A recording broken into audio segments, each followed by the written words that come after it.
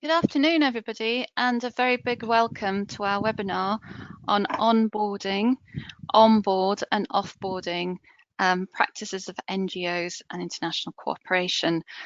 We're really pleased to welcome you to the webinar, but also the CHS Alliance is very pleased to co-host this webinar with SINFO.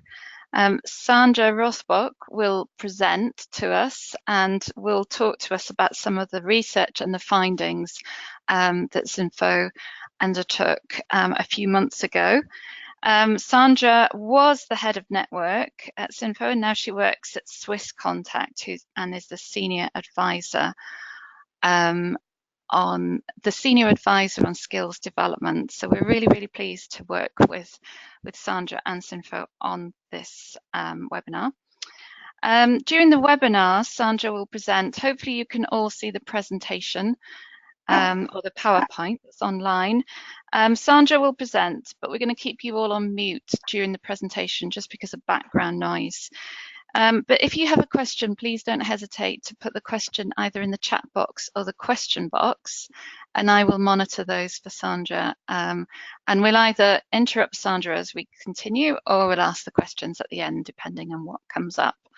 So I hope that is okay with you all, and I will hand you over to Sandra now. Thank you. Yeah. Thanks a lot, Samantha. Hi to everybody. Thanks a lot, Samantha, for giving us this opportunity. I'm here with Nina Prochaska, my colleague and successor for my post here in SAFO, and I think it's great to have her here as well. And yes, we are very pleased to have this opportunity to share with you what we've done the last year. Maybe just a brief information about SAFO. SAFO is an organization which is a member-based organization, has 35 members, of which 22 are NGOs in international cooperation, meaning humanitarian aid and development cooperation, and about 15 are universities teaching and preparing staff for the work in international cooperation. So we have this network. We are paid and financed by the Swiss Development Corporation and have the mandate actually to be a sector-specific organization doing research, having communities of practice, and work on issues related to human resource development, recruitment in these COPs, but also security and risk management related questions as well. So one of these efforts which we have done is maybe Samantha, you can change the slide, please. Samantha?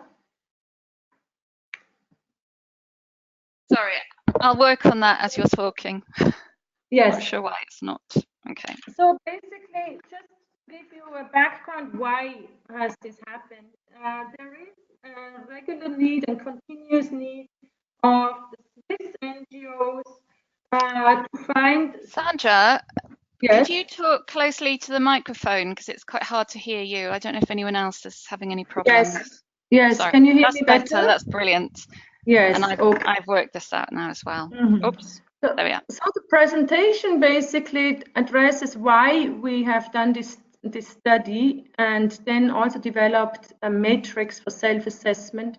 Then I present you how we developed it from a methodological side, and then I share with you the practice matrix and the results of the studies, and how we have further used these results within the community of practice amongst human resource responsible in the community of practice within SAFO. Next slide, please. Yes, next slide, yes. So why? It is a repeated issue in the community of practice on human resource development and recruitment that Swiss NGOs, like many other NGOs, find it difficult to find suitable profiles from Switzerland for their projects and programs abroad. The issue being sometimes multifold. It's one: is it a wrong preparation to university education? But also the question is there a readiness to go? Then of course the fragile contexts are another question. So what's happening with Swiss NGOs is that they recruit more and more internationally, which has the consequence that, of course, the originally Swiss-dominated NGOs are increasingly international, also because one operates and works much more international and finds very talented and capable people in the field.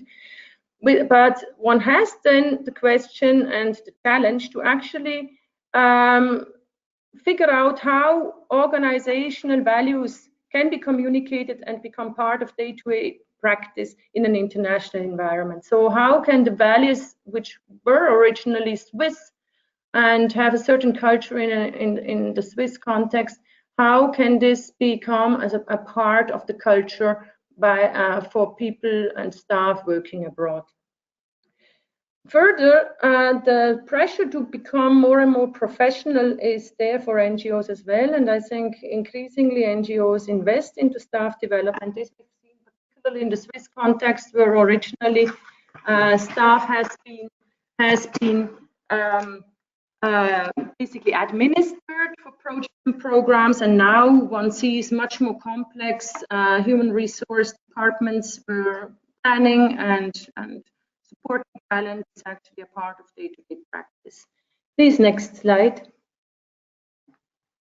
So why this study? As said already, we have increasingly operations in fragile contexts, so it's important to restate the values and commitment from the organization to support staff and also convey the values in the field. Then NGOs too, it's not only internationally active and operational companies which need professional practices going international.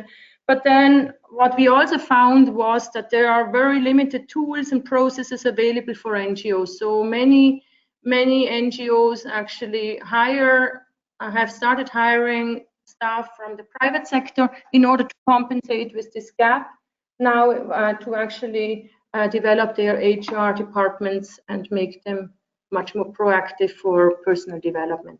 Next slide, please. So what we did was to develop a tool for organizations to self-assess practices of onboarding, onboard keeping, and offboarding. This is how we look at it when we look at a kind of a human resource practice to be comprehensive and it should actually address all three stages. And one actually uses this in our community as practice as a basis for discussions and mutual learning. Do you have any questions till now, or shall I just continue, please?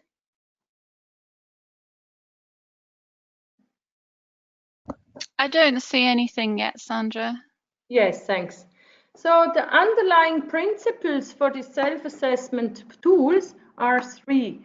We basically say the contractual arrangement is a kind of arrangement along an employment life cycle. I will come later to this employment life cycle, what we mean by it. So it's not only a contractual arrangement at the point of joining or at the point of exiting. It's actually an arrangement, and the underlying principle is that it's an entire process one engages as an employer with the staff, and in different forms. Then it's HR practices impact individuals and the organization. I think it's very important that HR development and professional development is given the responsibility in the organization and the visibility and importance to be a part of an overall organizational development process. When one sees in quite a few NGOs, it's really still, in Switzerland, small NGOs in particular, they do this as a part of just administration. And we see the need for professional organizations to be much more than only administrative, but much more a part of an organizational development culture. The third one is the values communicated and lived influence the culture of an organization. So these are the three principles based on which we actually did this development of the tool. Please, next slide.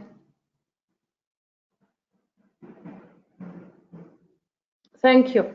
So how did we go about? Last year, we worked together with a consultant to develop this, because with the absence of having a particularly good or comprehensive literature for NGOs, we started, of course, with private sector good practices during that literature review, but also we looked at good practices, obviously online, how NGOs deal with these kind of questions, and then we went into depth discussions where we developed 4 case studies, and could, with the help of these case studies, then actually get a bigger clarity how we could address this employment life cycle question from an HR point of view.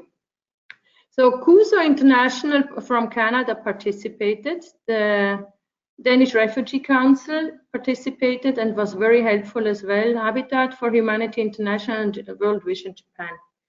So these were basically organizations we already knew and were close to, so it's not in that sense a representative sample, but we got a good enough understanding of the processes and the steps required to have good case practices. So based on that, we defined the terms: onboarding, onboard keeping, offboarding, and the 4 C's, which we will discuss later, which are the basis of the matrix, based on which we then developed 20 practices, which is the basis for this matrix and the assessment tool which we look at.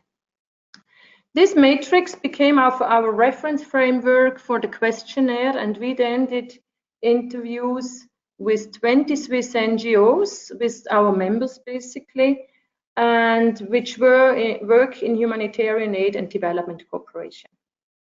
Based on this, we then used all this work to feed these learnings into our communities of practice, and now we still work on these topics in a very, very focused way for mutual learning.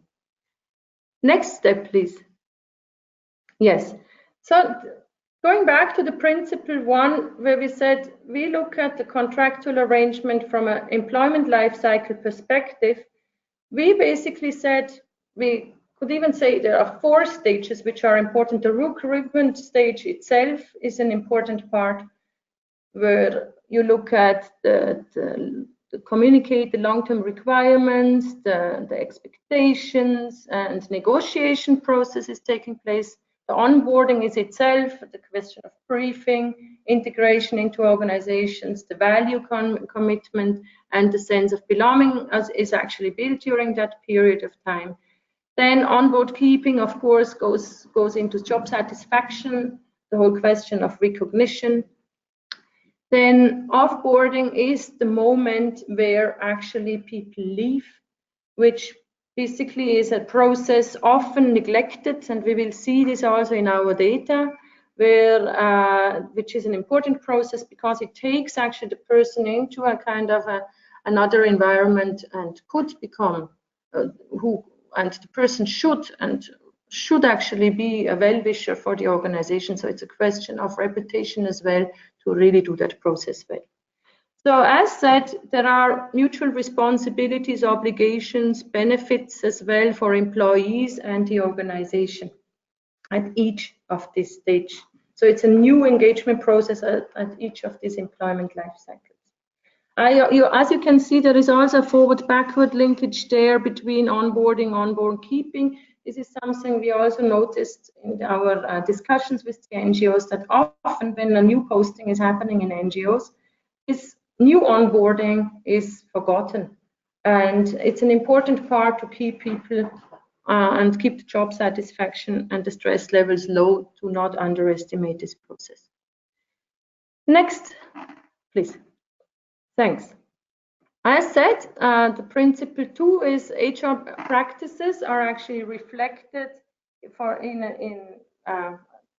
an organization. I think there are 4 C's. This is something where where we referred to the private sector, how they actually look at these aspects of HR practices, where you look at 4 C's called compliance, which are administrative, legal, statutory, obviously, where you have to basically comply according to law, but then the connection are basic norms and processes that they are made explicit and understood. That could be a job description, for instance, it could be a role clarity, role whatever. Then the clarification is also who is interacting with whom, internal, external networks as well. And then, of course, the culture, which is obviously something very important to be, again, communicated and lived, how these values and the functioning and procedures are internalized at the employee level. Are we good till now?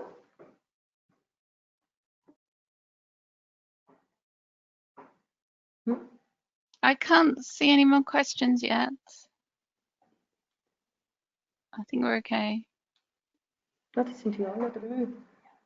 Just to highlight that these principles are as mentioned in all the stages again, as we will see later. The principle 3 is the values of organizations, and I think this was also very interesting because we saw and we know our member organizations quite well. Some of them are huge, like International Red Cross with 10,000 staff. Some of them have maybe 50 staff. Then and also very different cultures and engagement processes with people, obviously also because of the size, but also because of the values and the culture. But what we could see is that most of the organizations refer to human rights-based approaches. They basically have, of course, values related to the SDGs, and these are the universal kind of values one operates with. But interestingly, there were always, there are these context-specific issues which NGOs are facing, which deal with the culture contexts, intercultural issues, where even though these values are clear at the theoretical levels, at the practical levels, they are interpreted in a very different way. So this is based on these three principles that we actually now developed, went further. Next slide, please. Samantha. Thank you. So after our case studies, we basically defined the terminology of these 3 processes, onboarding, onboard keeping, and offboarding. Basically, onboarding is defined as integrating new employees into culture and operations to maximize mutual benefits. So one wants to actually get people as quick as possible understanding the principles and the values of the organization. And be obviously relatively quickly productive as well. Onboard keeping or engagement has to do with job satisfaction, commitment to organizations and its values, the mission. Then one looks at it from a research point of view as high degrees of engagement would be higher productivity, better quality of work, lower rates of absence, turnover, and employee illnesses. Then, of course, also other issues like internal commitment towards the overall values and relatively much more active contribution as an individual. Then offboarding is defined as transitioning employee out of the workplace and at the end of the contract. So the goal for the organization is obviously minimal loss of knowledge and experience, and also to make sure that the former employee leaves in good terms, wishing the organization well and being a brand ambassador for the organization. Nothing is worse than to have people leaving in a negative connotation and actually contributing to a bad reputation of the organization. Next slide, please. So when we have these definitions and the 4 C's, so for each of these processes, we developed criteria and the definition for the 4 Cs. So when we start with compliance, we have understanding of rules and procedures, completing administrative processes. For onboard keeping, one looks at, or maybe we go downwards. In onboarding, one looks at clarification, for instance, understanding the job is the goal, mutual roles and expectations are explicit. So we see actually that we go into higher complexity from compliance towards clarification, connection, and culture. The third step is the connection, where you build relationships with and outside the organization, which basically makes you the connector as an active agent, building networks and already internalizing the values and the expectations of the organization. Culture itself, one is attuned to the culture, values, and norms of the organization and actually promotes these values proactively towards outside. Onboard keeping, it would rather deal on a compliance issue side with basic employment conditions, health and safety. That's basically what every organization is supposed to do when you have an employment contract. It's this, yeah. Then the clarification would deal with how employer-employee articulate and meet expectations and like job satisfaction, for instance. That would actually mean where you communicate on a regular basis and exchange expectations, can be by performance appraisals, regular discussions, meetings, wherever, where you just clarify your roles and responsibilities for mutual understanding and benefit. The connection, of course, is the commitment. There is a connect also to the organizations shared with the employee, that he or she still promotes these values, and then of course also from a cultural point of view, a level of belonging to an organization. When we look at offboarding and from a compliance point of view, obviously it's the closing of contract against statutory requirements. The clarification, I think, is a very important part, which deals with the minimal loss of knowledge and handing over procedures, readiness also to find out whether a person can be contacted in case there is a need. And the connection as such is, does employee remain part of the network? Is keeping this person involved as a network promoter of the values? And of course, being an active ambassador is a completely different level, where you basically be part of a promotional brand exercise. Yes. Next slide, please. So how we went about then is, obviously one can do the minimum, or one can become really advanced and sophisticated.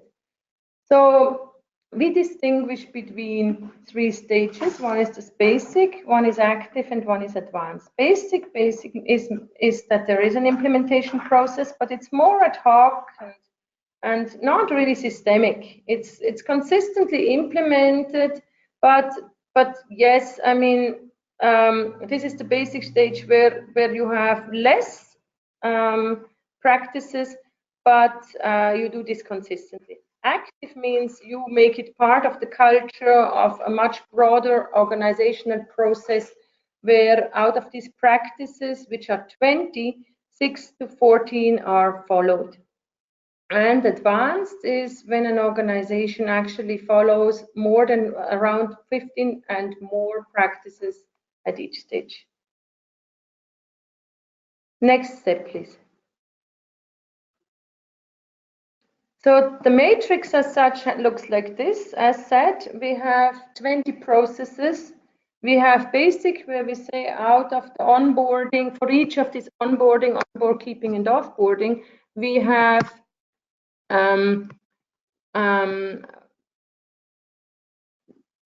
for the total, we have 20 processes we defined in the criteria, based on which we said that up to 5 is basic, active is 5 to 15, and advanced is 15 to Next step, please.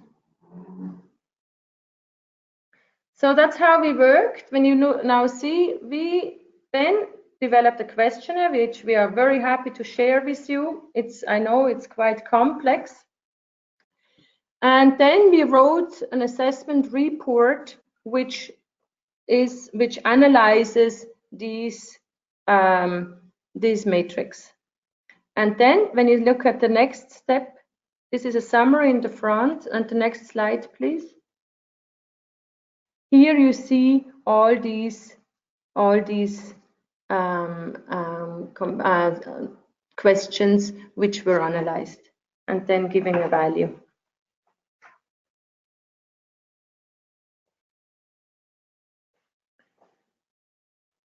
Next step, please. So we did telephonic interviews for the self-assessment because we also felt it's important to explain, because there was not, this background information was only given quite marginally, and it made it easier for people to understand. So they received a questionnaire with comprising of these 20 practices.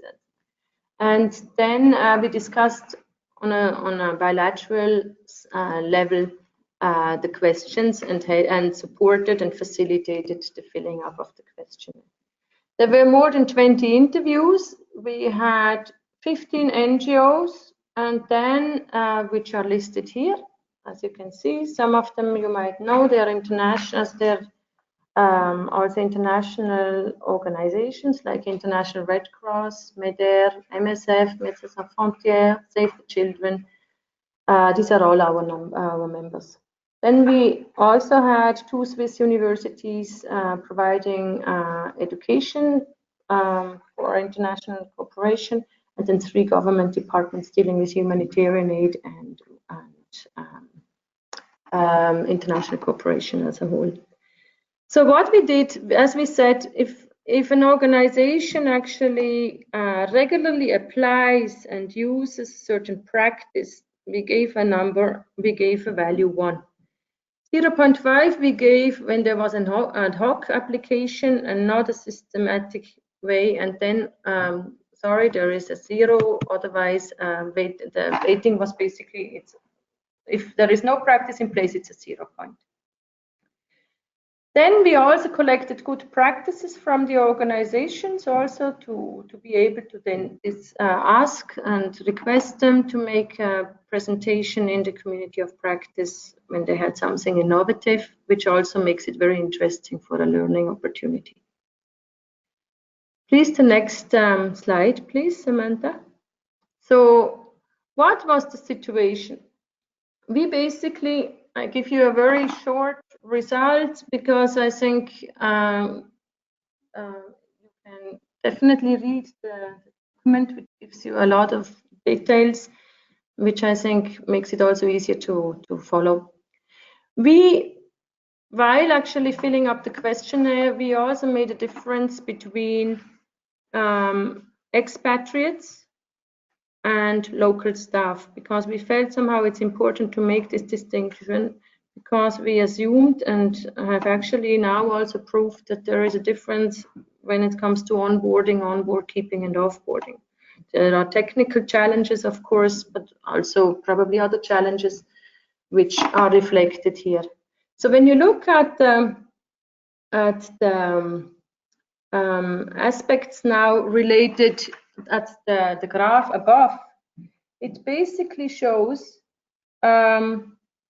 that more practices for staff hires under Swiss law, that means Swiss or expatriates, have been applied than for the staff hired under local law. And I think it's important to see the difference is when you look at it, the blue is the expats and the orange is the local staff. So you see a pattern here. You also see a pattern, as just to go back again, it is the practices, a total of the practices can be out of 60 questions, 60 points. And we can see that on an average, all the organizations have actually reached about 20, just a moment, 34 points for onboarding, onboard keeping, and offboarding. So when we look at each of them going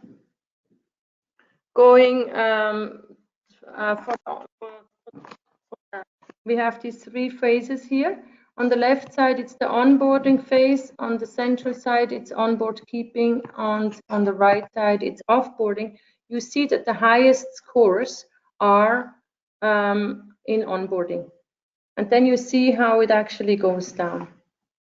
So first, what we had as a finding on an aggregated level for all organizations, we have, on an average, organizations focusing much more on onboarding than on the later two, onboard keeping and offboarding, and have a bias towards expatriates and Swiss staff against the less attention given to the local staff. Now, when we look at the graph below, I think we also see an interesting pattern. Here we split it. I know it's difficult to read it because it's just very small. When you look at the three stages, onboarding, onboard keeping, offboarding, the first is always, as mentioned, the compliance part. The second is clarification, connection, and culture. When you actually see here, everywhere you have lower values, the orange values are the local staff, the blue values are the expat and Swiss staff. So you see the bias in all the places. When you see also, it's quite interesting that on the compliance side, many of the organizations are active or advanced. Then on onboarding, you can also see, I mean, there is quite a bit happening on the clarification side. So in that sense, the job descriptions are clear and role clarity is defined well. So I think this is pretty well done. And then you have the culture, which goes down a little bit, but onboarding is still going very well. Onboard keeping, again, compliance, obviously one follows the statutory requirements, but when you actually then look, there are different areas which go a little bit hazier, like the clarification roles, I can well imagine in onboard keeping, but it's still on active, but when you look at the offboarding part, which I think is a very interesting thing, is actually the drop is quite significant. So I would also just want to highlight that these were self-assessment processes. So we also noticed that there are differences how organizations perceive themselves. Interestingly, people who have worked longer in these organizations were more critical than the younger ones. And I think this has to be kept in mind. For us, this self-assessment tool was basically a good start for organizations to get into the topic, to take these findings to the management level and actually also lobby for more resources and opportunities to develop more sophisticated human resource development systems. So next slide, please. Yes.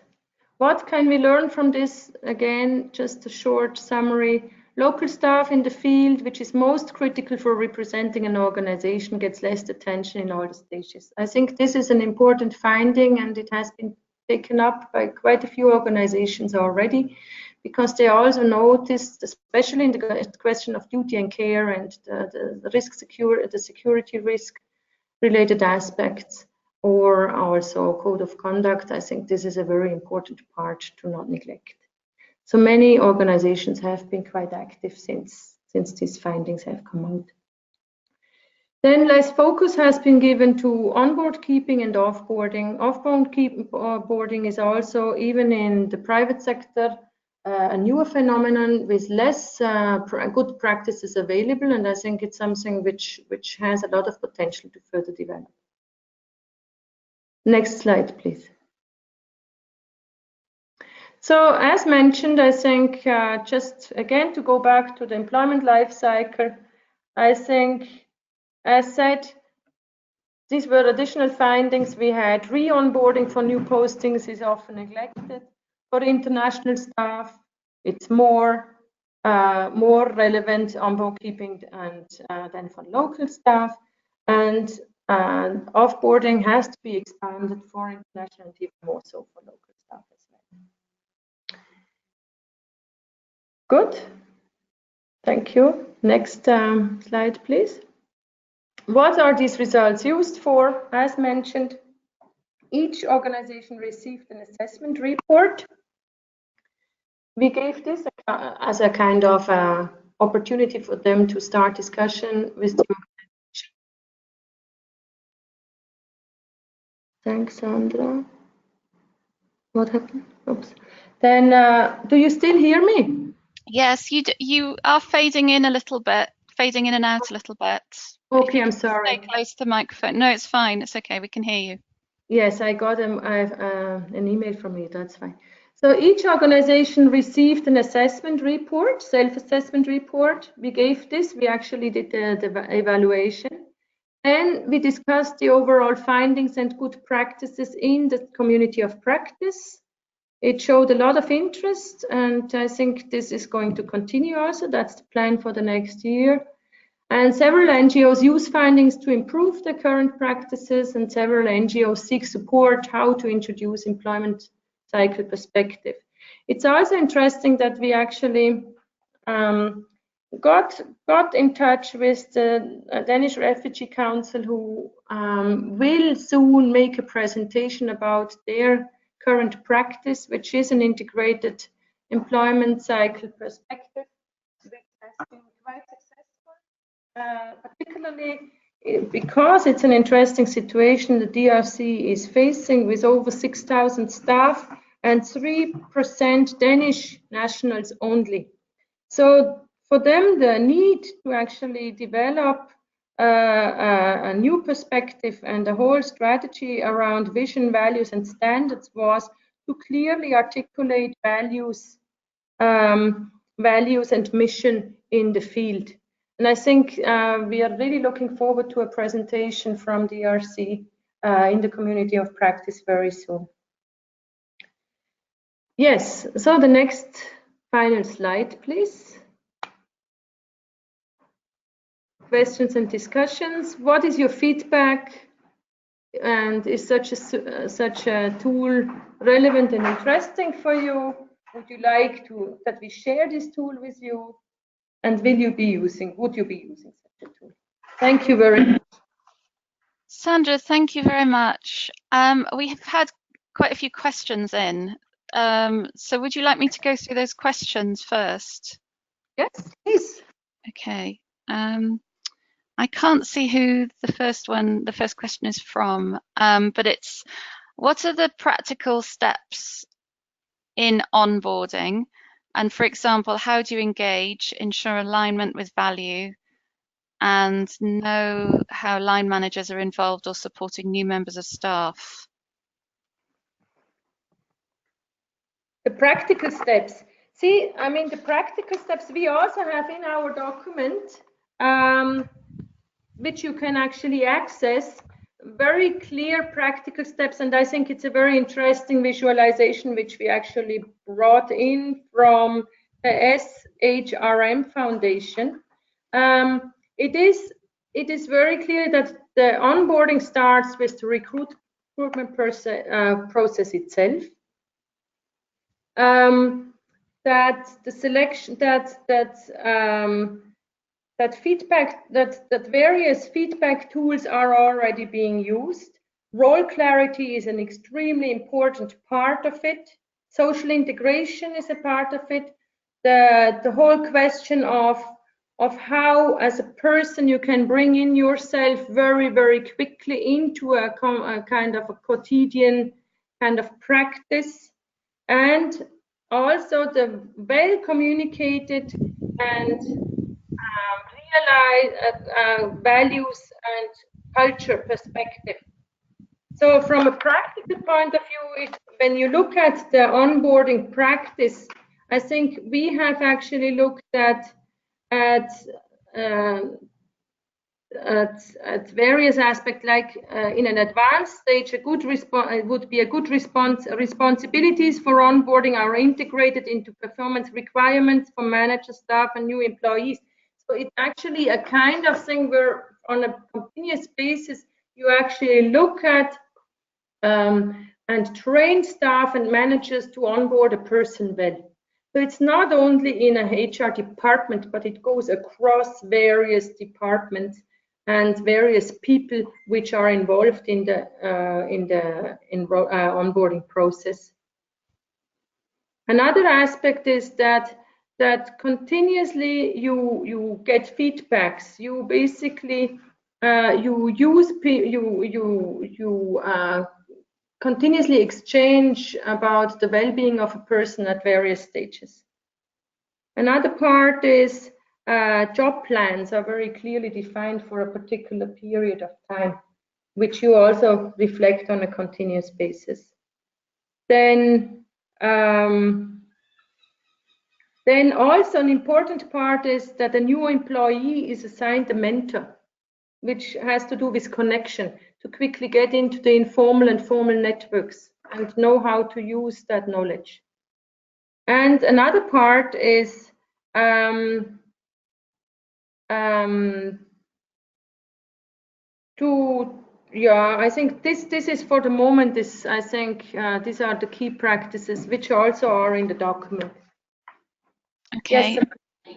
Thank you, Sandra. So the next question is around offboarding and whether you have any form of exit interview or review with exiting members of staff. Yes, I think that was very interesting to see that practically all NGOs have done exit interviews and do this on a regular basis. We don't have particular forms available now, but I think these one could see to what extent one can actually get hold of a particular form. But what is important is, again, that one looks at offboarding as a more holistic process than only an exit interview. It's really it's a whole question of the going beyond the compliance aspect, where you also talk about reflection, why you leave, then the whole reflection, what is it what you were missing and how the organization could do better. Also having an open exit interview which allows for critical reflection with the former employer as well. And some of the organizations, they do exit interviews with HR as well as with the technical department they belong to. So it's and important is for a system and culture to evolve around this is also that these reflections, of course, are afterwards taken up for internal improvement of the process. Have I answered the question? I think so. I'm just trying to see who asked it. John, I'm going to unmute you to see if. Let me just find John. John, you're unmuted. Did that answer your question? Yes, I just wanted to try and find out more sort of practicalities in terms of this 4 Cs, really. I can see that it makes a difference in terms of having this onboarding, offboarding, etc., but I'm really interested in finding out the actual practicalities of these organisations that Sandra studied as such. I wondered, what actually new innovative ideas around offboarding or onboarding there is around the NGO marketplace. Yes, I mean, in the onboarding, John, I think which is very interesting is also that often it's happening during very intense periods and nobody has time for each other, and often this onboarding just almost gets a kind of an obligatory exercise. Here in Switzerland, what many NGOs really tried doing, especially small value-based organizations, is really to to discuss the offboarding and the reflection and learnings from with the staff on various levels when they return back from the field. Then also questions in case of humanitarian aid organizations or even international cooperation talk about maybe coaching support to really reflect on certain stress situations as well, if this is required. I think this is very important. It's basically giving the feeling that you want to be heard, that people want to hear you out and want to actually want you to go, having the feeling that that people care about your well-being. And many organizations have up a kind of a farewell event, yeah, and also want to make sure that there is an overlap with the new staff taking over that position, even though that's sometimes quite challenging, of course. Yeah. Okay, thank you very much. Yeah, welcome. Sandra, we still have a few more questions. This is from Yagana, and she would like to know, or he would like to know, I'd like to know what cultural influence on values are we talking about? I'm going to unmute you so you could ask the question. Yagana, you're unmuted, so if you want to add anything to your question.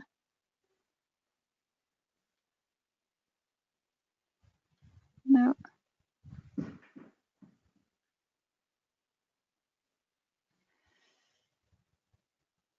I think well, the question is, what cultural influence on values are we talking about?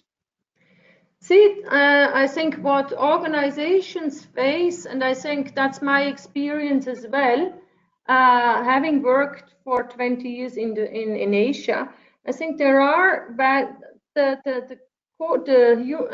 universal values of equality, non-discrimination, equal treatment, religious freedom, whatever, the universal, the human rights values, they are not undisputed, but organizations often face situations in certain countries where these values might also be valid, but in practice the reality is different, and where you might even have legal situations which might even be against these universal values the organization lives for.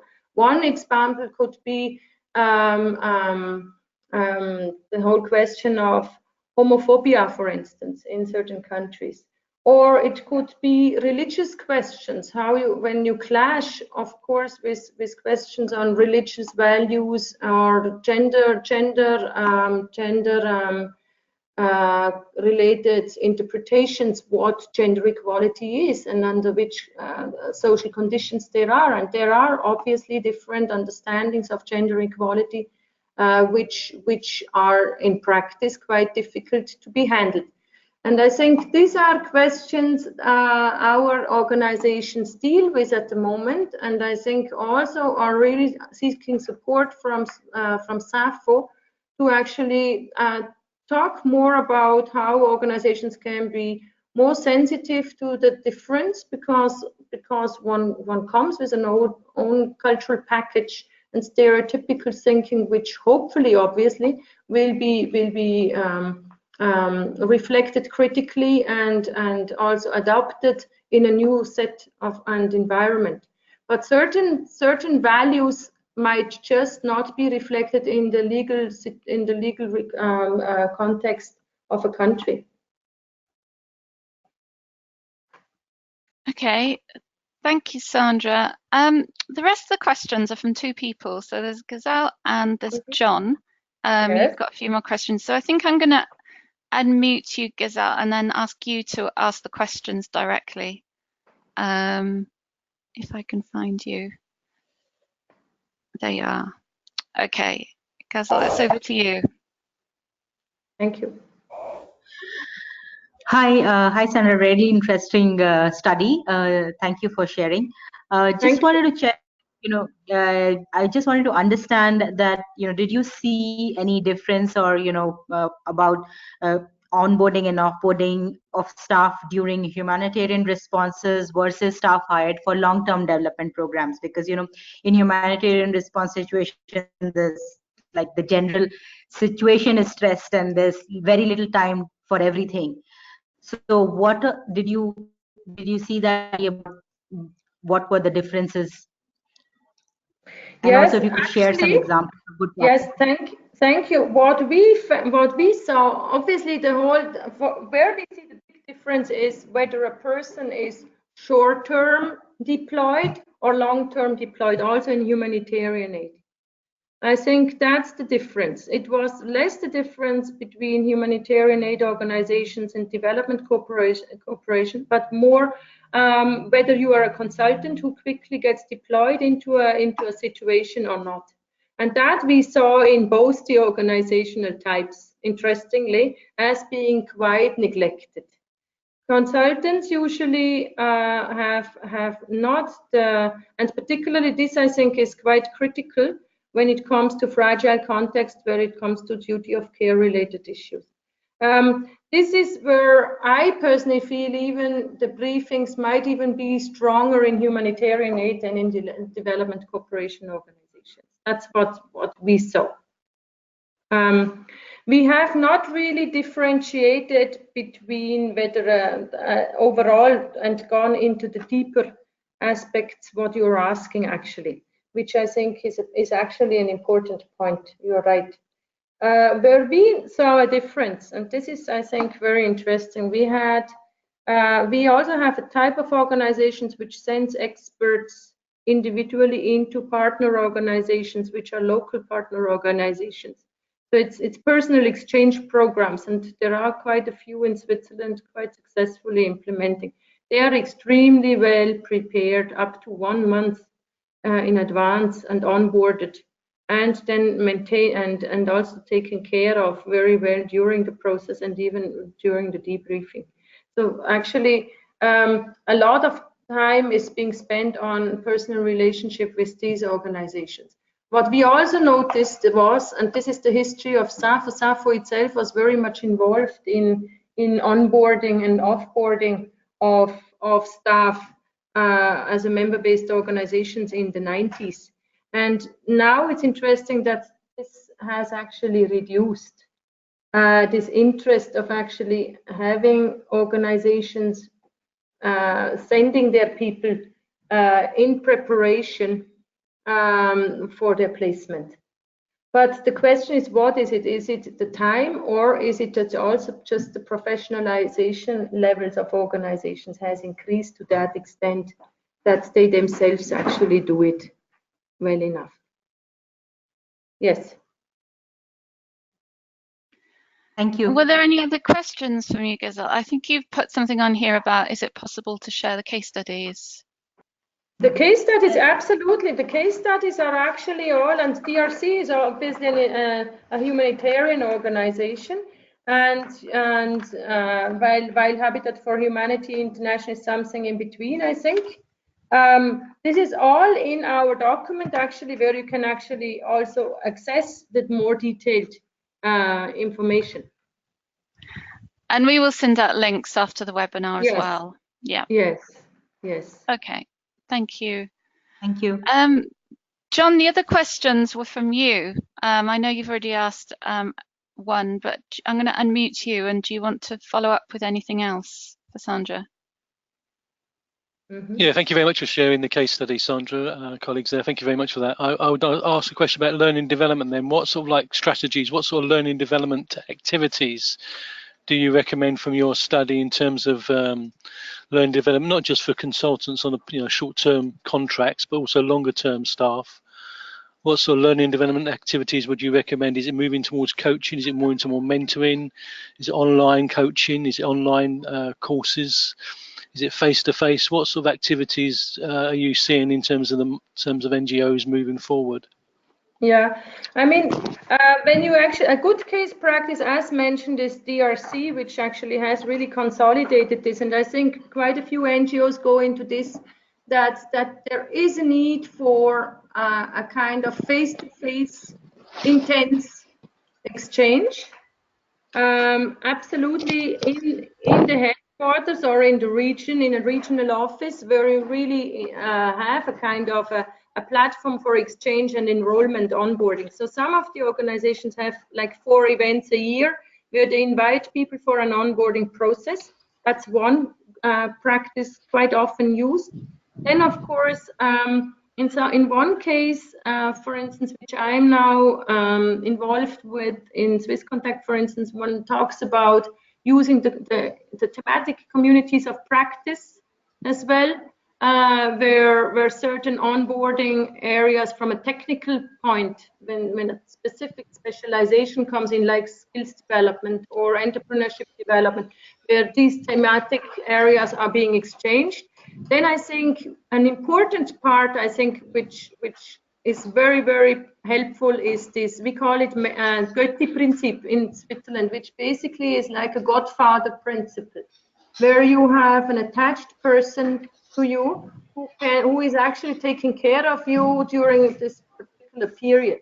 What is also considered good practice is that onboarding doesn't happen in the first 2 weeks, but actually in the first 12 months. That's something equally important, and it doesn't need to be super intense, but just to be in touch and communicate. Then the coaching, yeah, there are certain interesting aspects an organization is doing to also onboard quickly. If you have a senior person in a particular field and you want to really get somebody relatively quickly into high level of efficiency, it's again the Götti-Prinzip, the Godfather principle, where you actually attach a person who is highly experienced and have regular coaching sessions with that person. Yeah. Thank you very much, Sandra. Thank you. Yeah. Okay. I think we're coming to the end of our questions now, but Sandra, you in particular wanted to know if the tool was useful and would you be using such a tool? I don't know if anyone has any comments on that.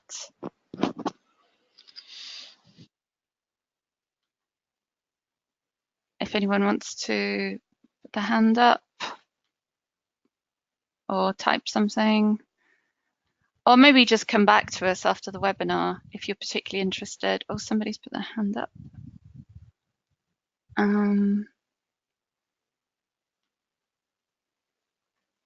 John, that's you again. Do you want?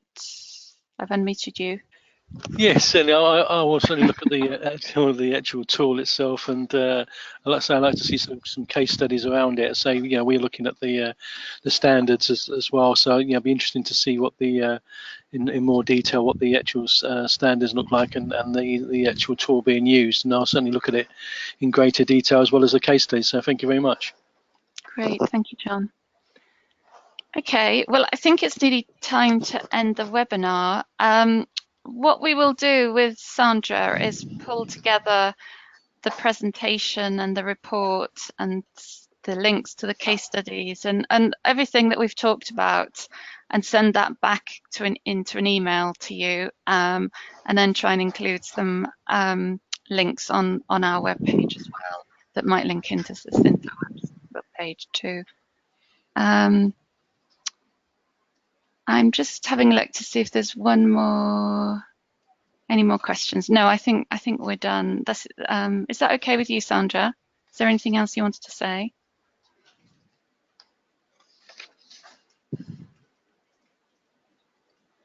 Sandra, you there?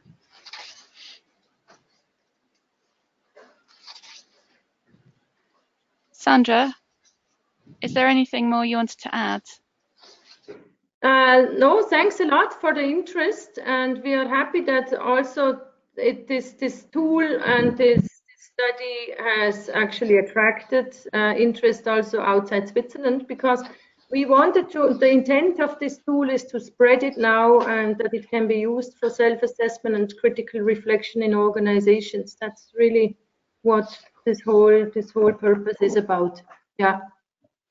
And I'm sure there is a lot of space for improvement as well. I mean, it would be very useful to know whether there is an whether we should improve and to get the feedback from you, how easy it was for you to fill it, or yeah. Okay. Well, thank you so much on behalf of all of us, Sandra, for taking us through that presentation. I found it really, really interesting. Thanks a lot, Samantha. That's okay. So we will put together the information, send it back out to you all, and work with Sandra on the follow-up around this. But thank you, and get in touch with us anytime. You can find our email address on the CHS Alliance webpage. I think it's info@chsalliance.org, or just reply to the email that we'll send out in the next couple of days. Thank you, everyone. Thank you. Thanks so much. Bye-bye. Thanks a lot. Bye. Bye-bye. Bye. Thank you. Bye.